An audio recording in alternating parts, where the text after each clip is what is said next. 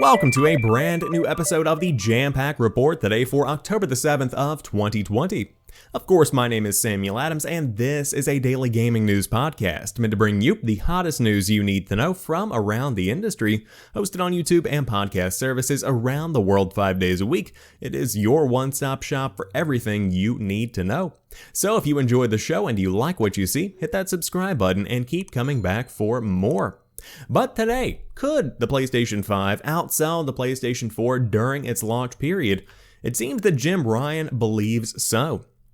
Talking to Korean site Naver, as reported on via GamesIndustry.biz, Sony Interactive Entertainment CEO Jim Ryan predicted that the PlayStation 5 will, quote, sell more in its first fiscal year than we sold in the first fiscal year at the time of the PlayStation 4 launch. For reference, between its launch in November 2013 and the end of the fiscal year in April 2014, the PlayStation 4 sold more than 7 million units. That means that Sony is forecasting more than 7 million PlayStation 5 sales before next April, despite the current pandemic economy. Previously, there have been rumors that the pandemic had disrupted supply to the point that only 4 million consoles would be able to be produced this fiscal year, but with Sony seemingly confident about selling over 7 million, it appears that rumor holds no water. Another report had suggested that the high price point of the console would affect demand, but Sony appears to not be worried about that. So is it possible? Absolutely.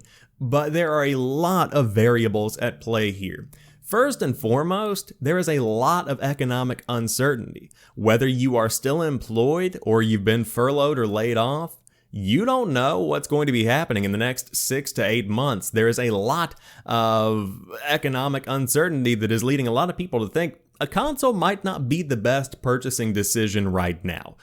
Might not be the best use of funds, and that includes me. I would be much more willing to throw around $500 7 years ago than I would be right now.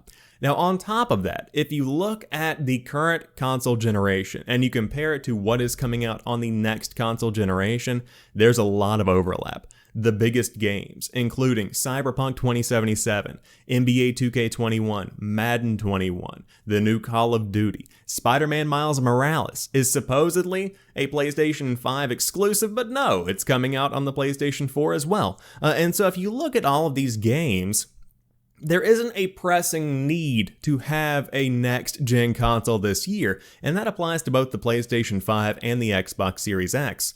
Now, that's not to say it won't be a worthy investment. The graphics of these next-gen consoles, the performance of these next-gen consoles, it is amazing. But it's not a necessity if you can wait 6 months to a year to save up some money if you need to do that. And so I think that a lot of people might be on the fence depending on a lot of their own unique situations. Now, with those two factors being taken into account, there is still a very large portion of the gaming population that is ready to drop this amount of money on these next-gen consoles because the hype machine has been at work. People are excited about PlayStation. People are excited about Xbox. People are excited about new graphics cards. A lot of people are ready to drop the money on these new machines, and so there is a huge possibility that the PlayStation 5 could sell just as much, if not more than, the PlayStation 4 during its same launch period. Over the past 7 years, the PlayStation brand has grown exponentially. If you compare it to the PlayStation 3 and Xbox 360 generation, the PS3 recovered pretty well towards the end of its life cycle, but at the same time, the Xbox 360 is largely considered to be the winner of the last gen consoles. Going into this generation, Sony knew they had to win back over players, and they did in a big way. PlayStation is still the place to play for many people, and there is an affinity for the PlayStation 5 brand. On top of that, digital libraries, I would want to carry over my digital games to the next console if I had been playing on one specific thing, and so that is another factor to consider as well. It is entirely possible that the PlayStation 5 could sell just as many PS4s, but it's still incredibly likely that it won't. It is very bold to make a claim like that in today's economy. But we'll see what happens over the course of the next 6 months or so. Certainly going to be an interesting time frame for sure. Now, Xbox's Aaron Greenberg discusses the $70 game pricing and says it is a complex issue. He says, quote, "Does the price of the game even matter if it's included in your Game Pass subscription?" Rival platform holder PlayStation recently confirmed that the majority of its first-party games will carry an increased $70 price point on PlayStation 5. Publishers Activision and 2K have also increased the price of some of their next-gen games, while others have said they will monitor trends. In July, Xbox head Phil Spencer would not comment on how much Microsoft's own Xbox Series X titles would cost when asked by the Washington Post. However, its only new first-party launch title, Gears Tactics, will carry a standard $60 price tag. Speaking to the Real Deal Xbox podcast on Tuesday, Aaron Greenberg called the issue of game pricing super complex and noted that Microsoft had recently adopted a wide range of pricing with its first-party games. Greenberg also pointed to the value of its smart delivery and Game Pass programs, the latter of which makes all of its games available on day one as part of the standard subscription. Asked if Xbox will increase its game prices on Xbox Series X and S, Greenberg said, quote, "What you've seen from us is we want to put gamers first. Our commitment and how we've approached this whole generation is all your gaming accessories work. We're not going to make you pay again for next-gen versions of our games. We're doing smart delivery. We've tried to be fan-first in every way that we can." He added, quote, "Gaming pricing is a super complex thing to answer because in the old days, every game launched at one price and that was it. But we launched Ori and the Will of the Wisps for $30. Gears Tactics is a new title launching this holiday and it's launching at $60. State of Decay 2 launched at $40, so there is not a simple answer to that except to say that Tactics we're launching at $60, end quote. The marketing boss went on to suggest that $70 games were currently an exception and named several launch titles that would not carry the premium price. Ubisoft's launch titles like Assassin's Creed Valhalla and Watch Dogs Legion will be priced at $60 for example, but the publisher has not ruled out next-gen releases post-Christmas 2020 coming at a premium price. Quote, "I think what you've seen across the industry with a couple of notable exceptions is that most people, Assassin's Creed Valhalla is at $60 for standard, Cyberpunk Dirt 5, so I'm not seeing it," he said. There are some exceptions of titles where you've seen, particularly for sports games, where they're coming out in advance of the next generation, and because they don't have smart delivery, they're including the Gen 9 version and charging you more, so it's a little bit complex there. It's a different approach, and they obviously have a right to do whatever they want with their products and pricing, but for us, we've really taken a fan-centric approach with pricing. I'd say first with smart delivery, but most importantly, you get all our games at launch in Game Pass. So does the price of the game even matter if it's included in your Game Pass subscription? End quote. Game pricing has remained flat since 2005, research firm IDG recently told GI.biz, whereas TV and movie pricing has increased significantly. CEO Yoshio Asaki noted that even at $10, the increase was not in line with inflation seen in the pricing of other forms of entertainment. PlayStation's former US boss, Sean Layden, had previously suggested that increased game pricing was required due to a rise in development cost. However, MPD's Piscatella said he believed this argument falls flat and that the price increase was simply due to market demand. So first and foremost, I want to make a very definitive point here. I am a huge supporter of Game Pass. I think it is the best deal in gaming. But to make this statement, to say, does the price of a game even matter if it's included in your Game Pass subscription? Yes, because not everybody is going to want Game Pass. It matters for a lot of people. Now, I'm somebody who subscribes to Game Pass Ultimate, but I totally understand if you don't want to, because there is this question of, is it more affordable to save up and buy a game every few months that you know you will play for hundreds of hours, or to spend $15 a month on this subscription service that has a lot of games that are worth playing, but few that you might actually play? These are big questions, and for a lot of people, it makes more sense to just save up and buy Halo. It makes more sense to just save up and buy NBA. It makes more sense to save up and buy whatever the next Gears is going to be. So $70 absolutely is a discussion that needs to be had. We need to figure out what the pricing for this is going to be. Personally, I think that $70 is absolutely going to be the next gen norm once we get out of this launch period, because for a lot of people, they look to games like Assassin's Creed Valhalla, and if they were to have charged $69.99 for the next gen version, they look to the gameplay and they say, what are the differences here? Where's my $10 going? And so that's not really a conversation that anybody wants to have. So we will see what happens in the future as the pricing continues to shake out, but at least this holiday season, the majority of games, especially on Xbox, are going to be $60, but I would not be shocked to see next year that Halo Infinite launches at $70. That would not surprise me in the slightest.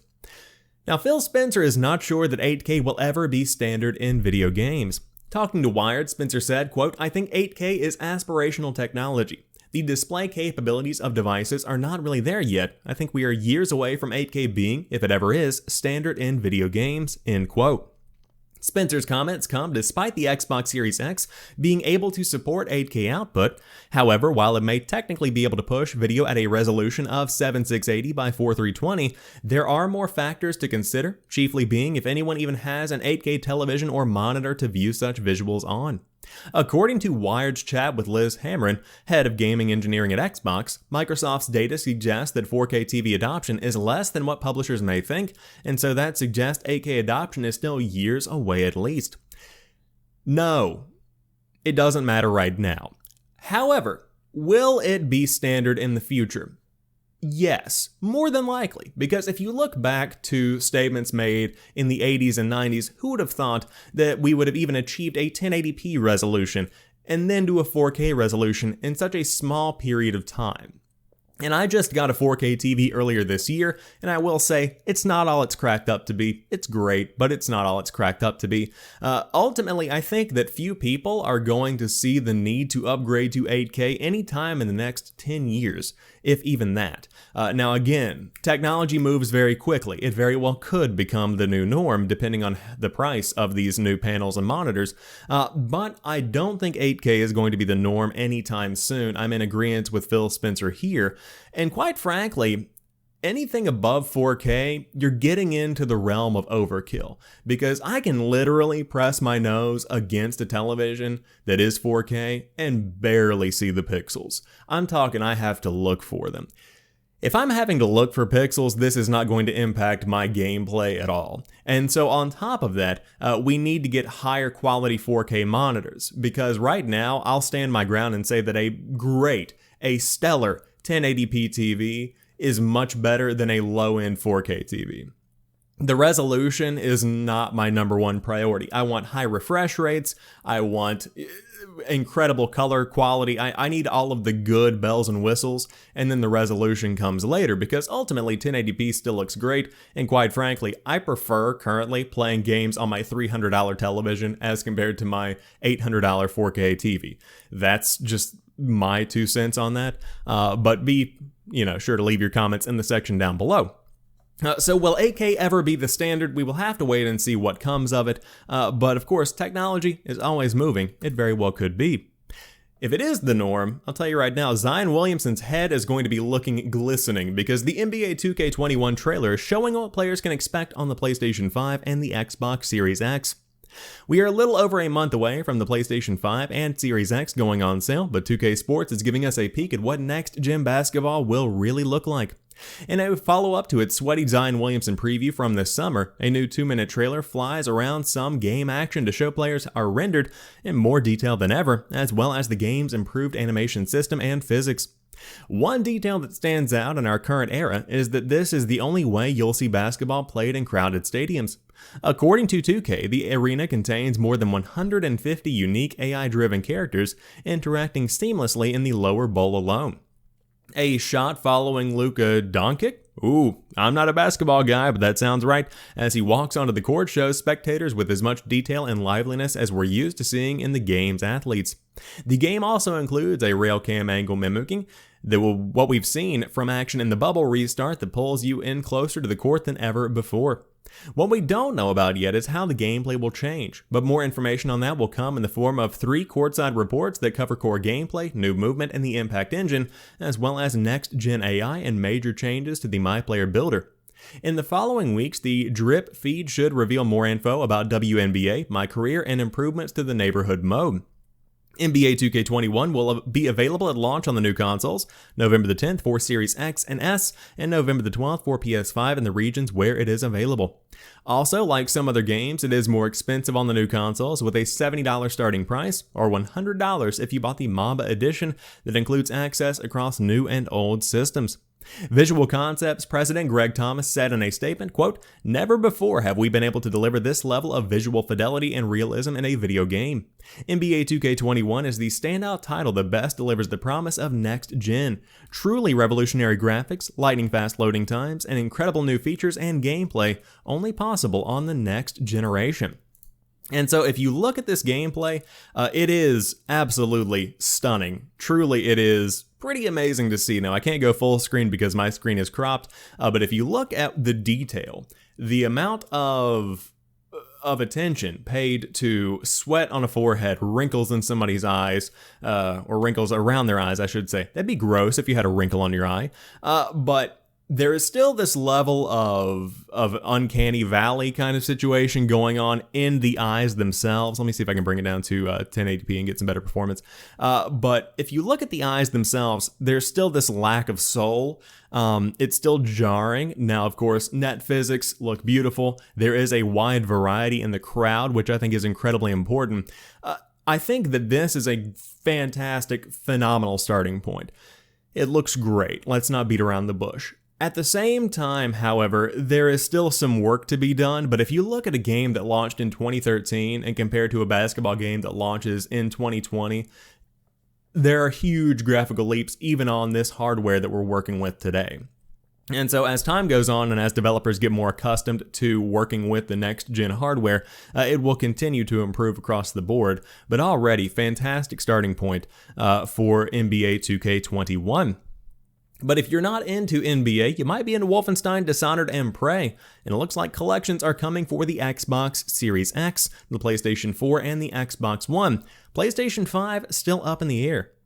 8 Bethesda Softworks games, released as 2 separate collections, titled Wolfenstein Alt History Collection and Dishonored and Prey the Arcane Collection, are coming to Xbox Series X, according to new ratings from the Entertainment Software Ratings Board. They're also coming to PS4 and Xbox One, according to retail listings at Best Buy. The Wolfenstein Alt History Collection includes Wolfenstein The New Order, Wolfenstein The Old Blood, Wolfenstein 2 The New Colossus, and Wolfenstein Young Blood. Best Buy lists the collection for $79.99 on current generation consoles. Dishonored and Prey the Arcane Collection consist of Dishonored, Dishonored 2, Dishonored Death of the Outsider, and Prey, Arcane's 2017 reboot. It costs $59.99 on current gen consoles. We've reached out to Bethesda for confirmation and additional details about the 2 collections, but given the publisher's penchant for bringing its catalog forward to new platforms, and Microsoft's recent acquisition of Bethesda parent company ZeniMax Media, re-releases of Machine Games and Arcane Studios' current-gen games would be in line with its strategy.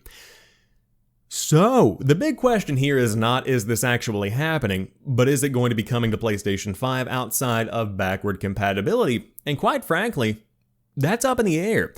This feels like something that has been in the work for longer than the Microsoft acquisition has existed for. Now, I don't know what talks were like behind the scenes. I don't know what negotiations were had, but it seems weird for this not to be on PlayStation 5 because the acquisition just happened. Now, of course, depending on contracts, Microsoft very well could have pulled the plug on the PlayStation 5 version and said, hey, if you want the upgrades, you've got to go on the Xbox Series X, and that very well could be the case, which is going to be much to the chagrin of PlayStation 5 gamers. On top of that, the price point here, $79.99.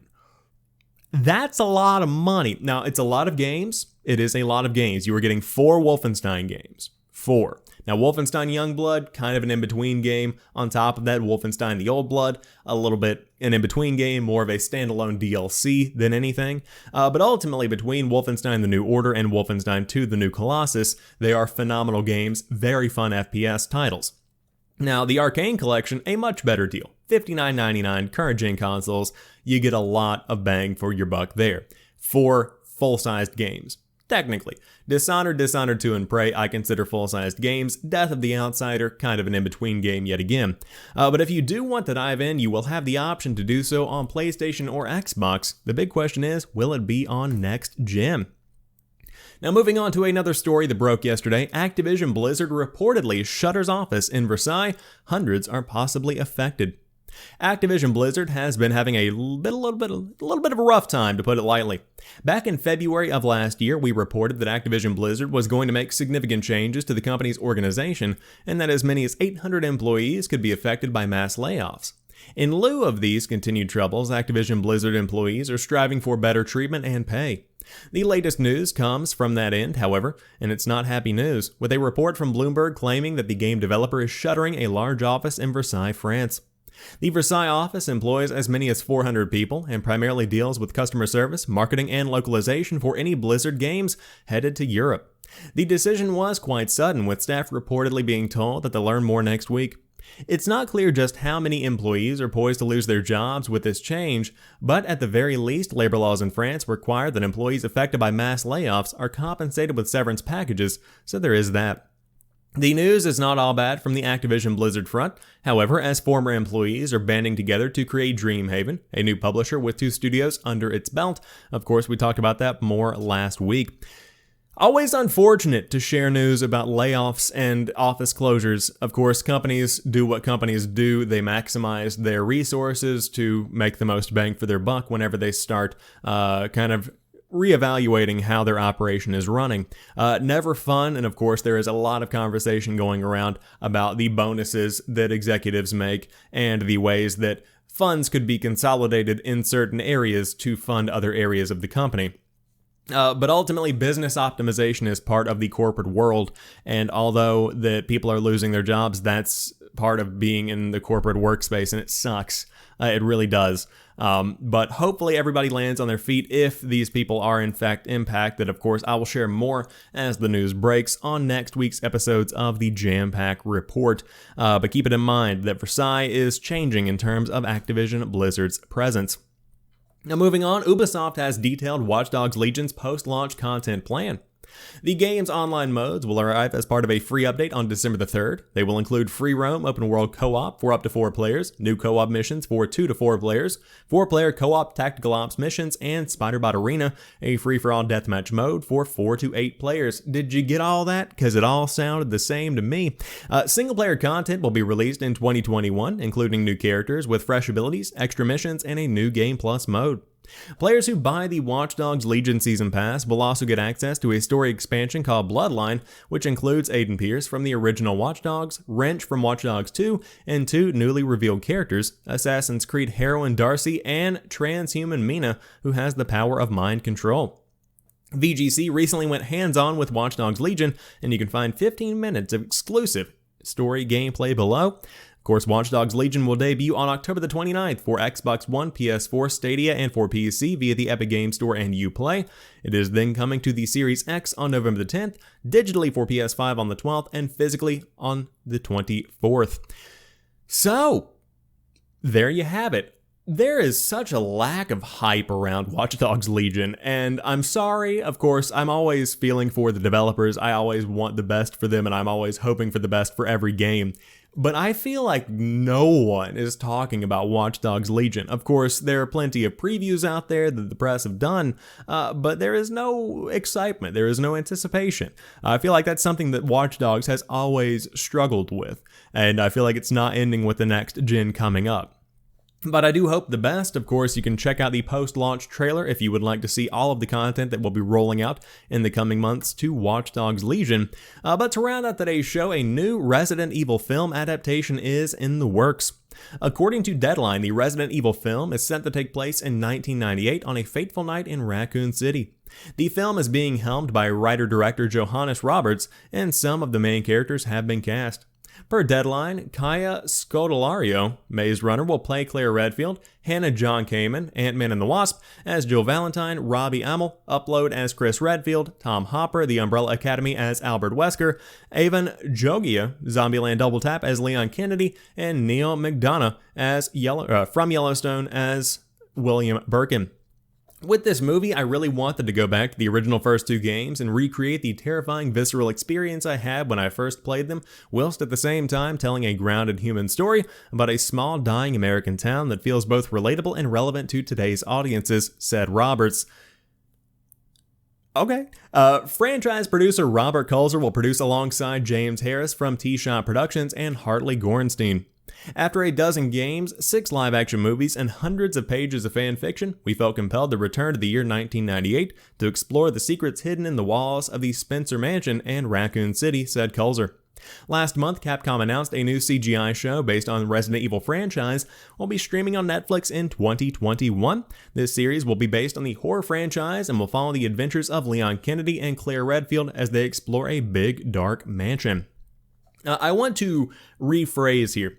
After a dozen games, 6 live-action movies, and hundreds of pages of fan fiction, we felt compelled to return to the year 1998 after the success of Resident Evil 2 Remake. That's what the statement should have been, because Resident Evil 2 Remake sold incredibly well, and it's clear that people like the outbreak portion of a zombie apocalypse, and so it makes sense to go there, and it sounds like it's going to be very interesting. However, I don't know about this whole a small dying American town situation. I understand that Raccoon City is a small dying American town, literally, but I don't need Resident Evil to be relatable in the midst of a global pandemic. Throwing that into the wind to see where it goes. But of course, we will see more news about this as the production begins to ramp up, but if you are a fan of Resident Evil, it looks like more content is coming for you. However, that wraps up today's episode of the Jampack Report. If you enjoyed today's show, drop me a like down below and let me know what you think about everything we talked about here today. A very large show, but specifically, do you think the PlayStation 5 will sell more, or at least as much as the PlayStation 4? Leave it in the comments section down below. But until tomorrow, you guys have a fantastic rest of your day. I'll talk to you soon, and peace.